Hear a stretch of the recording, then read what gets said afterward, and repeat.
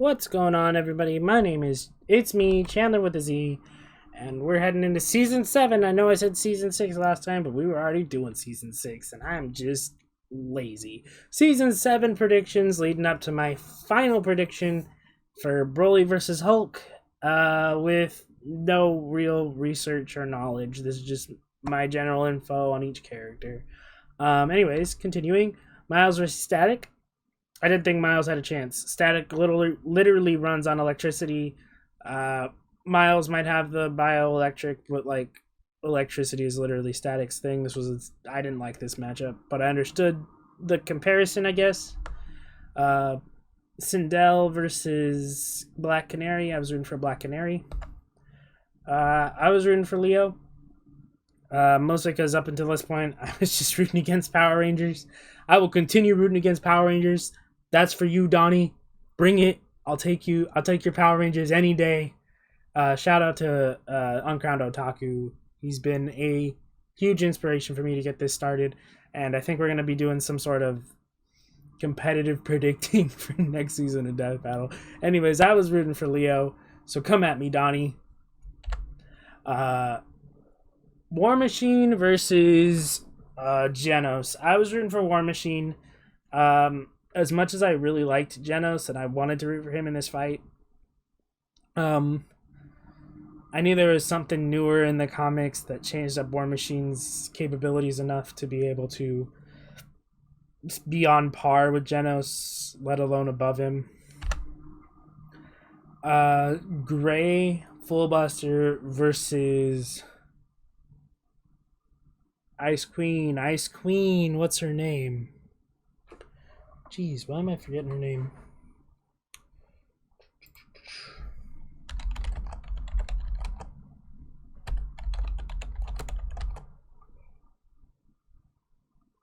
As Death.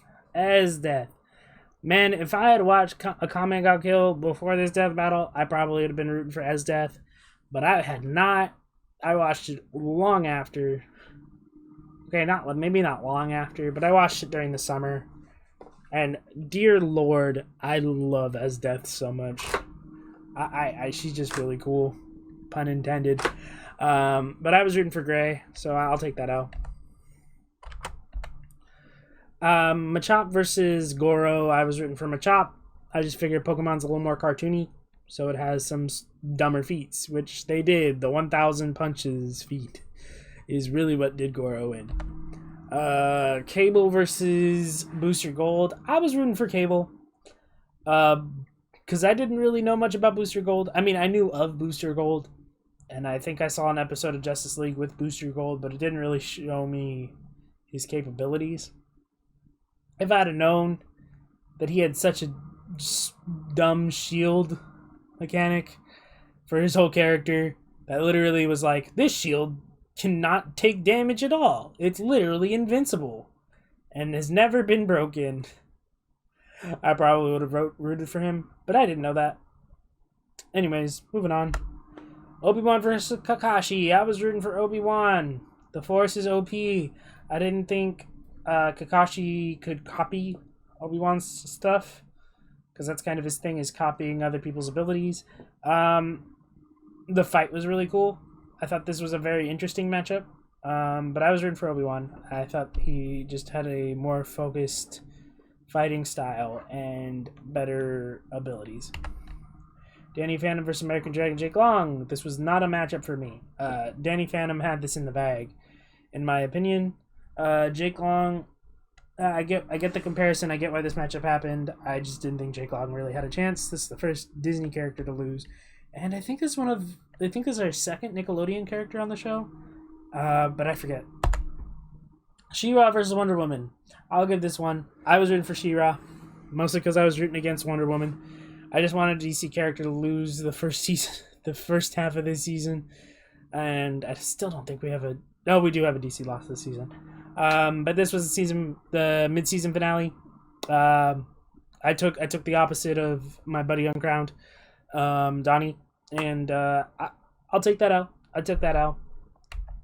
I was rooting for Galaxia. This was just another. I mean, I was like, okay, this is our first Sailor Moon character. I don't think they're just gonna throw her in there for her to lose immediately. But Beerus is just OP, so that caught me off guard a little bit. I figured her Soul Crystal Starseed. I thought her Starseed manipulation would have this one in the bag, but it didn't, and I'll take that L too. Definitely was rooting for Shoto Todoroki. Ice and Fire versus just Fire. That was this whole fight. Flash versus Sonic. I went down for Sonic. I love Sonic, but I knew Flash was going to win. Winter Soldier versus Red Hood. I was rooting for Winter Soldier. When we get to these kind of street level characters, the edge usually goes to the Marvel character, because Marvel characters usually are all on par, whereas DC characters, you go from Superman to like Karate Kid or something like that. They're the lower level street level characters in DC are just not as good, not as strong. Krona versus Venom. I was rooting for Krona. He has Ragnarok. Ragnarok has sound abilities, and that is one of Venom's literal weaknesses. Alright.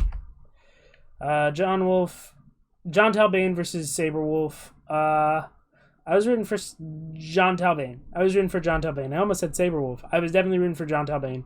I didn't know much about either of them. I was just rooting against Killer Instinct in this fight for some reason.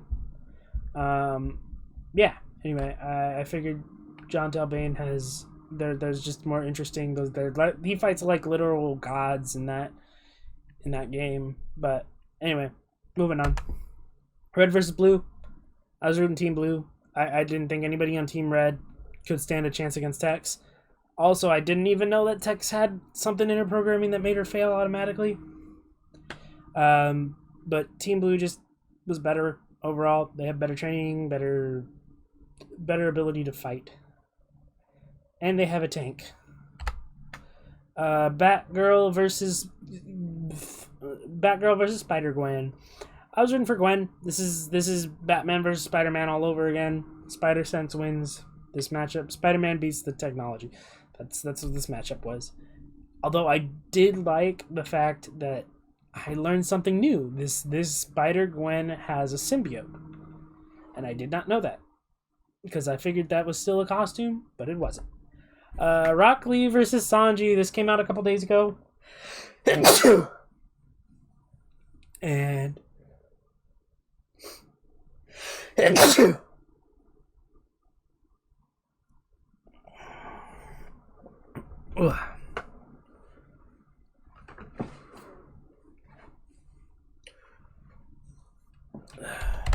Rock Lee versus Sanji. One sec, sorry. Rock Lee versus Sanji. This came out a couple days ago. I was kind of just... I didn't really care. I mean, I cared about this fight. I really wanted Rock Lee to win. I was rooting for Rock Lee. I thought 8th Gate of Death was going to be enough. I also, again, don't know a ton about One Piece. I don't think I've rooted for a single One Piece character in this whole rundown. What else is there to say? I thought there was a lot going for Lee. I thought they were very similar in feats, but I was wrong. I'll take that out. I was also kind of just doing it to try and get an extra win over Donnie over there at Uncrowned. And I know. So, anyway, this is my record so far this season. This is my overall record. It comes out to about 80%. About 80% of the time I'm right. In fact, actually... yeah, it's about 80%. Anyway. So the next matchup is going to be the Incredible Hulk, the Immortal Hulk, versus the legendary Super Saiyan Broly. I'm putting all my cards on Broly. I don't think Hulk wins. I think Broly has the range advantage and the power output advantage. I think Hulk might have durability, but I think Super Saiyan...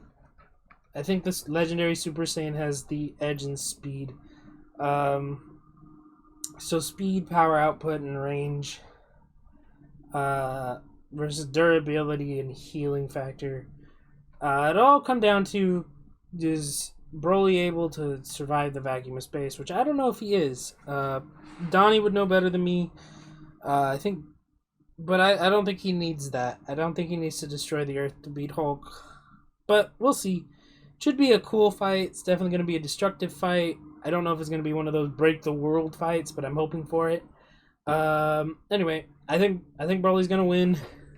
Definitely rooting for Broly. Anyway, thank you so much to everybody who's been showing up for these. If you liked the video, go ahead and like, share, and subscribe. And, I don't know what else to say. Thank you. Thank you for this, and I can't wait to see you all in Season 9. Peace.